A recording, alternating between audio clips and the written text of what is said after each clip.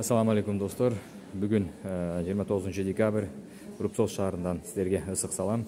Азыр мен МФЦ-да жүрөм. МФЦ-ден Виктор Ивановичтин үйү буга чейин видеого чыккан болчу. 410 миң сурап, 380ге түшүрүп, 370 миңге сатылды. Буюрса, биздин жердешибиз Дүйшөнбиев Мелис Мамытович деген акебиз Якутиядан туруп алып койду, доверенностьтерди жөнөткөн, документтерди тапшырып койдум. Буюрса, быйыл жылды жаап аткан мезгилде эртең даяр болот деп ойлойм, ишенем. Себеп Рубцовсктун каттоо мекемеси бир аз башкачараак иштейт. Мен буга чейин паспелихада жасаттым, ал жакта бат-бат жылдын аягына карыз болбойн деп эле bir күндө бүтүрүп беришти документтерди. Азыр эми мынакей мен ишти бүтүрүп, документтерди таштап, Мелис байке сизди куттуктайм, Мелис ака сизди куттуктайм. Анан жалпы биздин Кыргызстан жарандары жана биздин мекендештер баары комментарияда куттуктап коюңуздар. Виктор Ивановичтин үйү сатылды, 370 миңге сатылып, биздин жердешибиз Мелис байкеген насип кылыптыр. Көптөн бери турду, бирок сатылды. Буюрса, Мелис байке, Мелис ака сизге жазга чейин үйүңүздү карап бергенге мен милдеттүүмүн. Эми анча барып карап турам. Бирок Виктор Иванович ал үйдө жашайт. Апрелге чейин жашап турам деди. Мал чарбачылыгымды уланта берем. Ал уже келишим менен Мелис аке менен келишип алдык. Ошондуктан достор, сиздерге да ушундай үйлөр насип кылсын. Буюрса, бүгүн менин ишим бүттү. Эртең дагы 30 декабрга мен жазылганмын. Ушул эле МФЦ-ге жазылганмын. Эми ким ээси болот?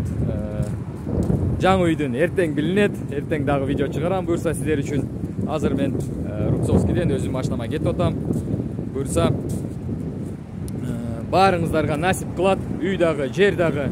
Анан жер боюнча менин айылымда чыккан 12 жер, 12 тилкеси 4 калды. Ким алам десе, достор, чалгыла, жазгыла.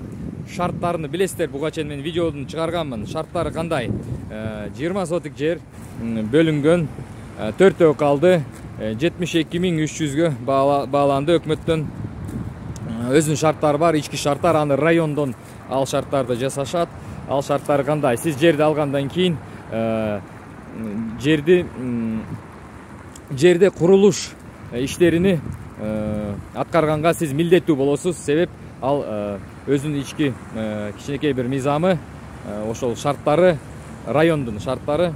Бул айыл өкмөттүн эмес, райондун шарттары. Мындай шарттарда эмнеге барды?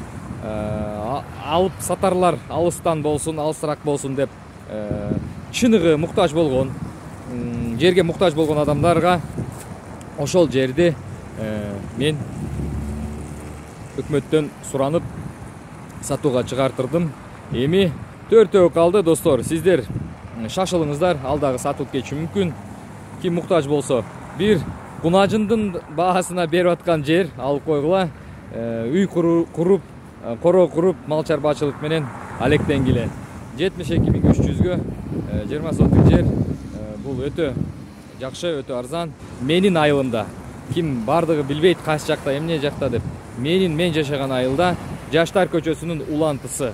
Ошондо ал Жаштар көчөсү ушу менен бүтүп кетет.